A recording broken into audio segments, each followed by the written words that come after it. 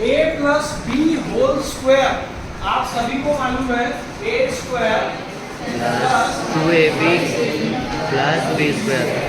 अगर मैं आपको बोलूं A plus B whole cube बताइए तो कोई बता सकता है? हाँ, बोलिए बोलिए बोलिए। A cube plus 3ab। गलत है, नहीं नहीं बराबर है, बराबर है।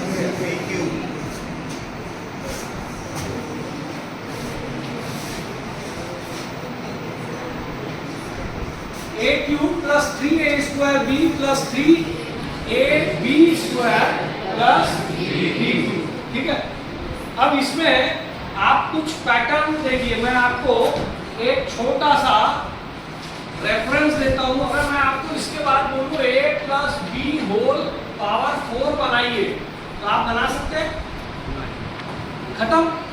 एक मंजिल 2 मंजिल बिल्डिंग तक ठीक है, लेकिन 100 मंजिला बिल्डिंग बनाना है तो आपका हाथ पैर ठंडा पड़ जाएगा।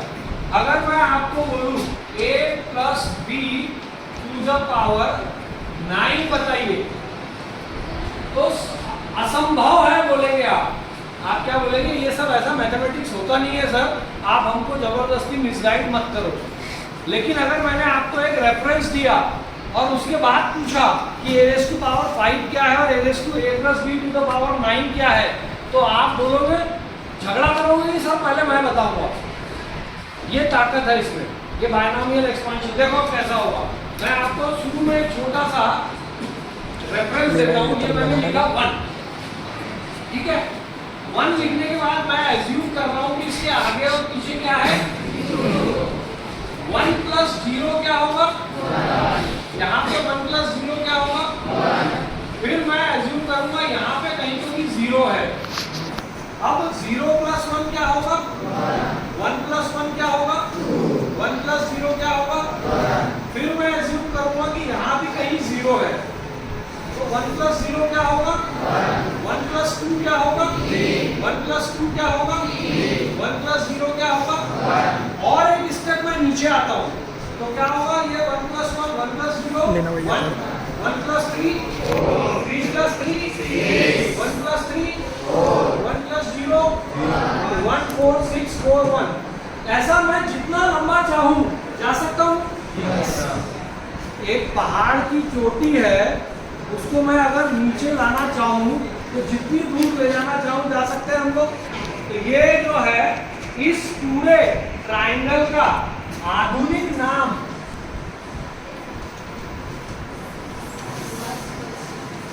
इसका आधुनिक नाम क्या है? कभी सुने हो? आपको कभी आया है कभी पास्कल्स ट्रायंगल? अभी तक तो नहीं आया, इसीलिए आपने binomial expansion a plus B whole cube से आगे का कभी पढ़े नहीं। तो ये जो पास्कल है, इसने जब दिया उसके सैकड़ों सालों पहले हमारे एक ऋषि थे जिनका नाम था पिंगलाचार्य। इन्होंने इससे सैकड़ों साल पहले इसको बना चुके थे, इसको वापर चुके थे और उन्होंने इसका नाम दिए थे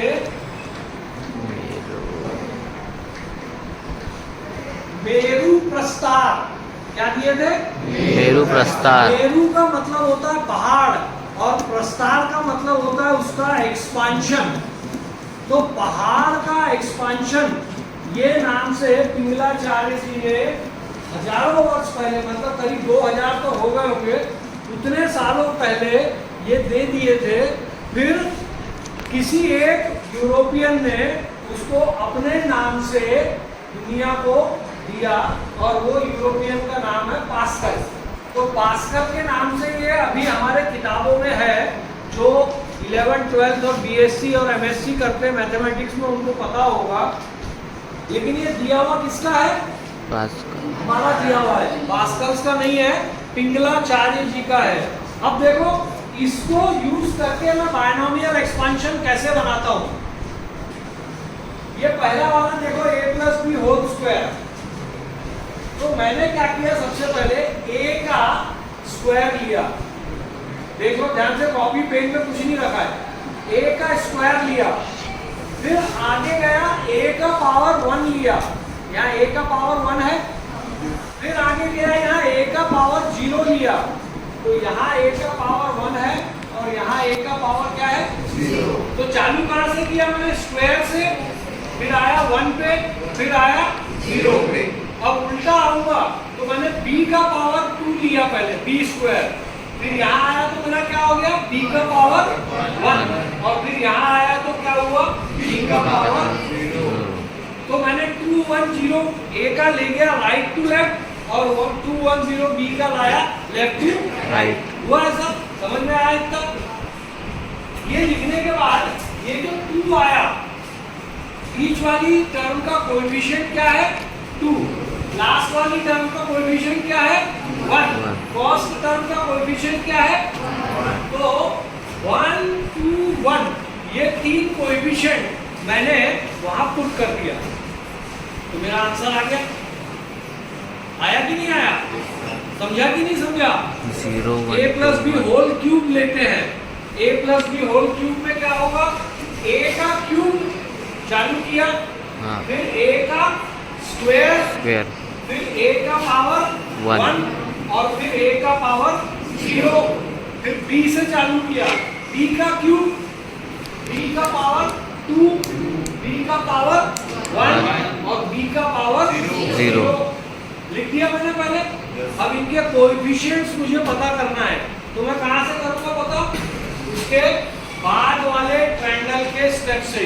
1 3 3 1 a क्यूब का कोएफिशिएंट 1, सेकंड का कोएफिशिएंट 3, थर्ड का कोएफिशिएंट 3, फोर्थ का कोएफिशिएंट 1। तो 1 3 3 1 कोएफिशिएंट लिख दिया, और पहले a क्यूब से a 0 तक आया, b क्यूब से b 0 तक आया, मेरा आंसर आ गया।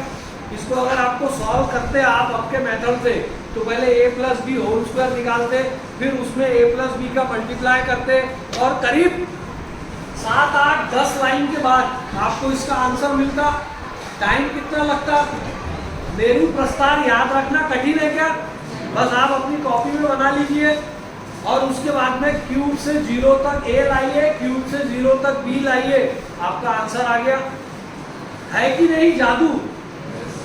तो क्या अपेक्षित है अभी?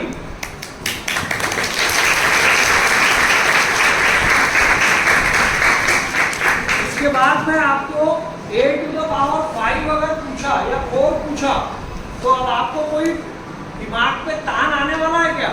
नहीं। आप में से हर बच्चा बता सकता है, लेकिन 5 मिनट पहले एक भी लड़का a plus b to the power 4 बताने की स्थिति में था क्या? और अब आप हर एक बच्चा, वो लास्ट वाला जो बच्चा बैठा है राइट कॉर्नर बीच में, अगर उसको भी पूछूं मैं तो वो भी बताते आना चाहिए, लेकिन पूछूंगा नहीं अभी क्योंकि वो टाइम खराब करेगा। अब मैं बताऊंगा आपको क्या होगा इसका आंसर। पहले क्या लिखूंगा बताओ आपको, a का पावर 4,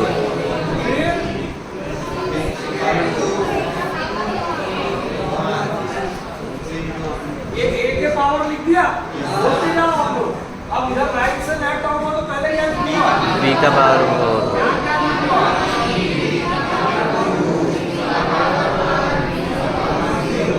हो गया आंसर आ गया।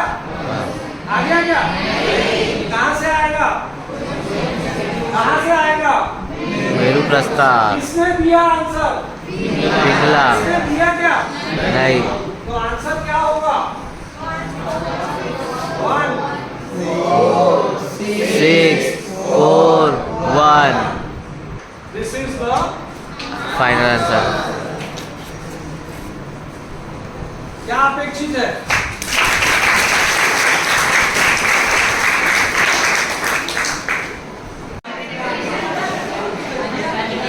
तो इस तरीके से हमारे मैथमेटिक्स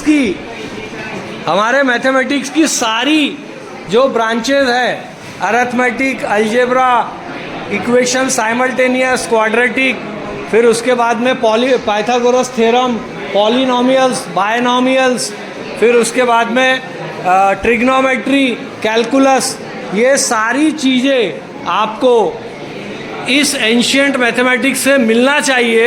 लेकिन सिर्फ 6 घंटा आपको पढ़ाने के इंस्ट्रक्शंस हैं और वो 6 घंटे में हम लोग सिर्फ आपको एक ट्रेलर दे सकते हैं, एक इंटरेस्ट क्रिएट कर सकते हैं और उस इंटरेस्ट के बाद आप खुद इसको पढ़ो, स्वाध्याय करो, कोई डिफ़िकल्टी आती है तो पूछो, ये अपेक्षित है। हम आपके डिफ़िकल्टी सॉल्व करने के लिए है, लेकिन डिफ़िकल्टी लाना आपको पड़ेगा। Thank you.